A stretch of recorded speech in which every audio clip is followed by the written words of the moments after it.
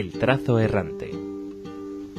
Hoy dedicamos El trazo errante a una exposición interesantísima que presenta el Museo Reina Sofía. Hablamos con Fernando López, comisario de la exposición Miriam Can, todo es igualmente importante. Hola, Fernando. Hola, buenas tardes, ¿qué tal?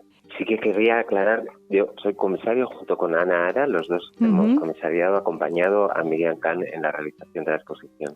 Claro, porque esa es casi la primera pregunta, Fernando. El artista está muy presente siempre en el diseño y la ejecución de sus exposiciones, ¿no? Y en esta del Reina Sofía, pues no ha variado esa decisión del artista. Exactamente, sí. En las exposiciones individuales, desde luego, y realmente tampoco participa demasiado Miriam Can en exposiciones colectivas. Y sí, o sea, que tiene mucho que ver con la forma de trabajar de ella y la exposición que hace en el museo, además en la que lo que ella quiere narrar de alguna forma es su vida. Es decir, Miriam Can es una persona que tiene ahora 70 años, cumple este año, y entonces le ha querido dar esa dimensión biográfica, que siempre la tiene de alguna manera, pero que en el caso de la exposición en el Museo Reina Sofía, como que la ha querido subrayar. ¿Cómo es el encuentro? ¿Cómo fue el encuentro con ella? ¿Qué nos puedes contar? Pues el encuentro con Miriam Can en realidad no es que haya sido un encuentro puntual, sino que la llevamos en contacto con ella durante más de un año para la realización de la exposición. Y bueno, con ella estuvimos en el estudio de Suiza. Ella vive en los Alpes y allí en un estudio que está apartado en las montañas, y ese fue el segundo encuentro que tuvimos con ella y donde pudimos dialogar más ampliamente acerca del trabajo, y estuvimos acompañándola allí, ayudándola con la selección de la exposición, aunque ella, como decíamos antes, tenía una estructura ya bastante clara en relación a los espacios con los que iba a trabajar en el museo, el tipo de recorrido que ella quería hacer. ¿Cómo es este recorrido? El recorrido tiene un aspecto muy singular, y es algo muy interesante también a la hora de ver la exposición, porque siendo un recorrido biográfico, lo que no es lineal, ¿no? Entonces a ella le gusta mucho poner en cuestión todo, y lo que hace la exposición es que comienza por el final, digamos, es decir, con las obras más recientes, y termina la exposición, el recorrido, con las obras más tempranas. Pero en todo este recorrido, por el que vamos pasando por las pinturas de los últimos años, que son pinturas de mucho colorido, y termina con las obras del principio, de mediados de los años 70, principios de los 80, que son sobre todo dibujos y obras en papel, con carbón o lápiz. En realidad luego vamos viendo en el recorrido que también se van mezclando obras, ¿no? De pronto en la sala con las obras más recientes nos encontraremos de pronto con dibujos de los primeros años, pero hay una mayor cantidad de la obra última al principio, ¿no? Y hay una sala, la sala inicial, en la que lo que ella quiere es recoger un poco referencias y obras de todas las épocas, de forma que el espectador, de manera intuitiva, pues pase por ese recorrido antes de hacer el recorrido por todas las cosas. Claro, nos presenta de alguna manera un resumen de sí misma, ¿no? De ese recorrido biográfico que apuntabas al principio, en el que su propio cuerpo juega un papel fundamental, ¿no, Fernando? Sí, eso es muy importante también de cara a entender cuál es la propuesta feminista de Miriam Can, ¿no? Ella, de hecho, empieza a trabajar en los años 70 en el contexto de la emergencia del movimiento feminista, un movimiento feminista muy fuerte en toda Europa y en Suiza también, y ella se involucra de manera colectiva con el movimiento feminista en aquel momento. Luego lo lleva haciendo de manera más solitaria como artista, porque para ella en el arte, igual que en el feminismo, es muy claro que lo personal es político. Es decir, que aquellas cosas que le preocupan al artista son aquellas cosas que comparte el artista.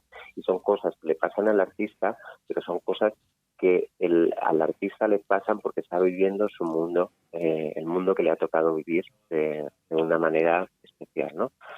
en relación a esto que comentábamos del cuerpo, pues la manera de trabajar de Miriam Khan, porque ella utiliza la pintura, utiliza el dibujo, es decir, técnicas que en principio son muy tradicionales, vemos que las utiliza de una manera completamente nada convencional, ¿no? Por ejemplo, ¿no?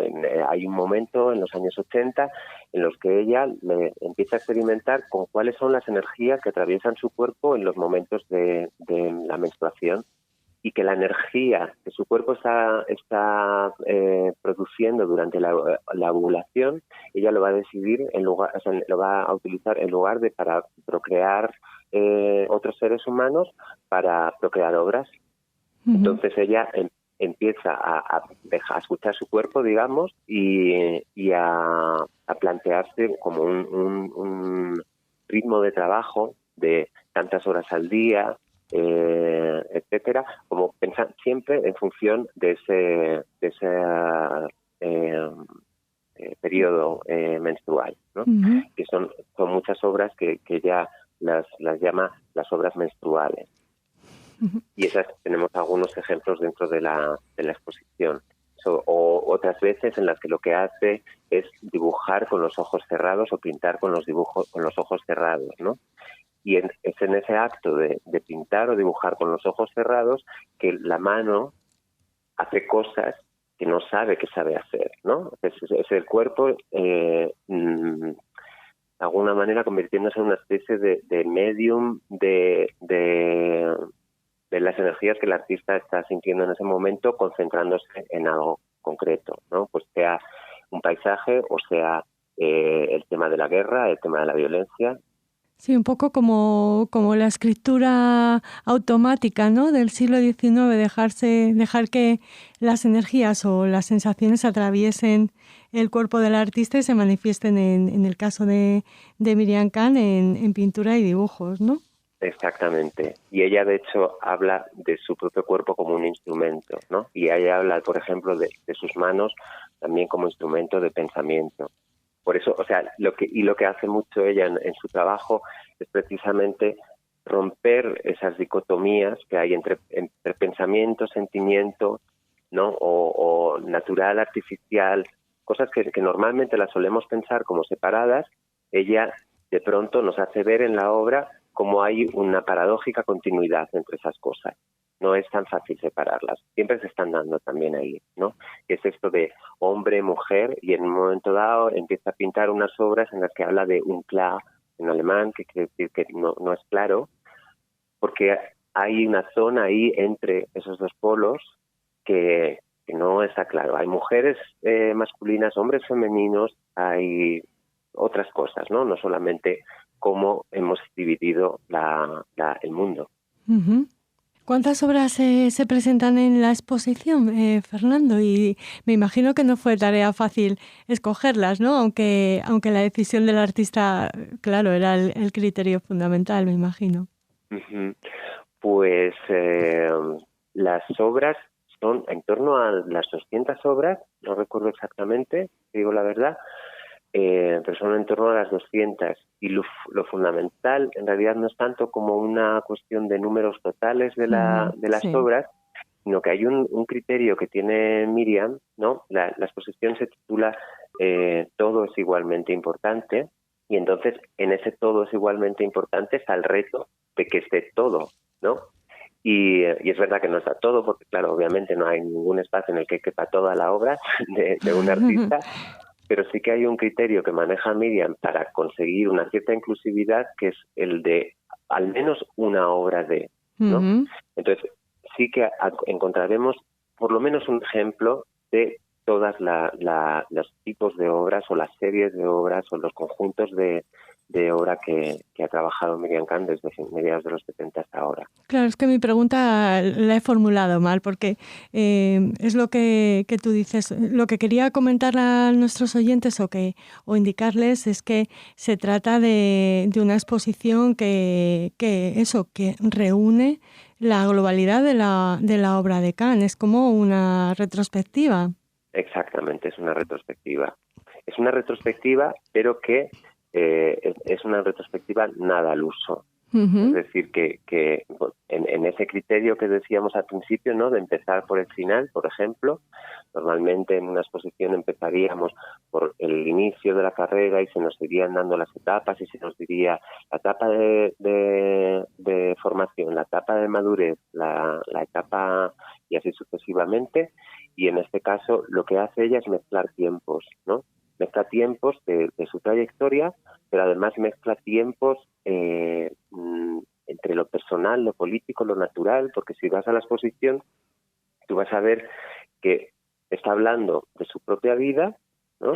Esa primera sala en la que hacemos un recorrido por cosas que tienen que ver directamente con anécdotas o cuestiones de su vida, pero que también estás poniendo modos de hacer de ella, de toda su trayectoria, pero también está hablando de los ciclos de la naturaleza, en los paisajes que estamos viendo, es decir, de una historia natural. También está hablando de guerras concretas que ella como ser humano que ha vivido su época le ha tocado atravesar, y eso sería como un tiempo histórico, ¿no? Es decir, que está todo el rato dialogando, poniendo en relación esa vida individual del artista con otros tiempos que son los tiempos de la naturaleza, los tiempos de la historia.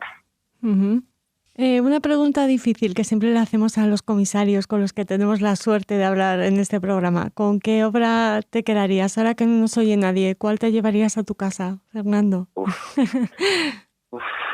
Claro, pues, ¿sabes? Lo que pasa es que solamente podría responder de nuevo con el título.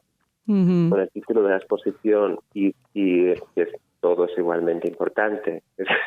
No es, y en este caso no es una cuestión diplomática de no tener que decidirse por alguna en concreto, sino que creo que realmente tiene mucho que ver con cómo Miriam trabaja, la forma de trabajar de Miriam Can, que consiste en desjerarquizar, básicamente, ¿no? Ponerlo todo en igualdad de importancia.